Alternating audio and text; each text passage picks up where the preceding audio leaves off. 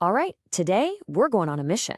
We're going to break down how we fight a microscopic enemy that can cause everything from an annoying rash to a deadly infection. Our weapons? Some of the smartest, most cleverly designed drugs out there. Let's dive in. So think about this for a second. What could possibly connect a minor annoyance like the athlete's foot with a life or death situation in a hospital's ICU? It seems like they're worlds apart, right? Well, the answer is an organism that we've all encountered, whether we know it or not. That's right. The common link is a fungus. These little organisms are responsible for the whole spectrum of issues. And to fight them, we've had to develop a really specialized arsenal of antifungal drugs. Okay, so before we get into the weapons, we first need to understand our enemy. You've got to know what you're up against. Here's the deal with fungi. They aren't like bacteria. They're what we call eukaryotes, which is just a fancy way of saying their cells are complex, with a nucleus and all the trimmings. A lot like our own cells, actually. Now, that similarity is a huge challenge. How do you kill an intruder that looks so much like your own team?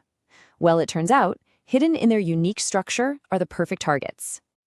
So, let's just imagine this fungal cell is a fortress. We don't need to blow the whole thing up. No, we just need to be smart and find one critical weakness in its blueprint. And it turns out, the entire defense of this fungal fortress, the whole thing, it all hinges on one single specific component. This is it, ergosterol. You have to remember this name. This one molecule is like the keystone in an arch. If you can mess with the ergosterol, the entire fortress just starts to crumble. So what exactly is ergosterol? Well, it's a type of sterol, a fatty molecule, that fungi use to build their cell membranes and keep them stable and strong. It's kind of like the cholesterol in our cells. But here's the absolute game changer. Human cells don't have it. We don't use ergosterol at all. And that makes it the perfect target for a precision strike that can hammer the fungus while leaving our own cells completely alone. So with our target identified, medicine came up with two main strategies to take it down. Think of it as a covert operation versus a full frontal assault.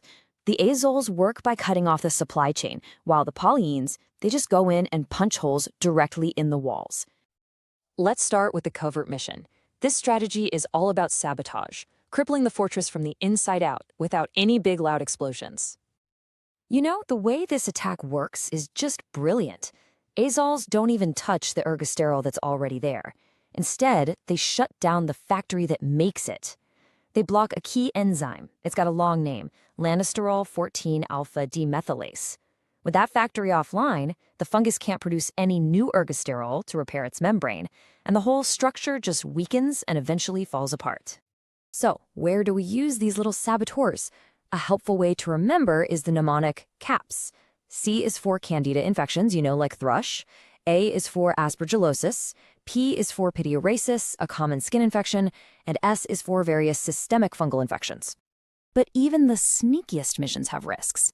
You can remember the side effects with the word liver. L is for liver toxicity. I is for something really important. They inhibit CYP450 enzymes. Now, these enzymes are the liver's main machinery for breaking down all sorts of medications. So when you block them, you can dangerously mess with how other drugs work. Then we've got V for visual disturbances, E for endocrine effects, and R for rash. All right, now for the other strategy.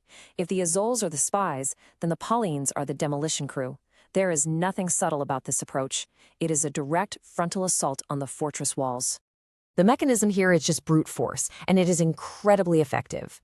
Polyene molecules, like the famous Amphotericin B, find ergosterol in the membrane, bind right to it, and physically punch holes through the wall. All the important stuff inside the cell just starts leaking out, leading to very rapid cell death. Now, because this attack is so powerful, we save polyenes for the really serious infections. A good way to remember is that we use them for scary fungus. We're talking severe systemic infections, cryptococcal meningitis, aspergillosis, and infections that are resistant to other drugs. These are the heavy hitters we bring in for the scariest situations. But a frontal assault like this, it always causes significant collateral damage. The side effects are so extensive that a common nickname for Amphotericin B is literally amphoterrible. The biggest one to watch is organ damage, especially to the kidneys. Patients can also get severe infusion reactions like fevers and chills, electrolyte loss, muscle pain. The list is long. It's a tough drug. So what we have here are two different drug classes, two totally different strategies, but they're both built on one unifying principle: intelligence. These are smart drugs because they attack a feature that's unique to the enemy. And this table right here is the perfect cheat sheet. It sums it all up.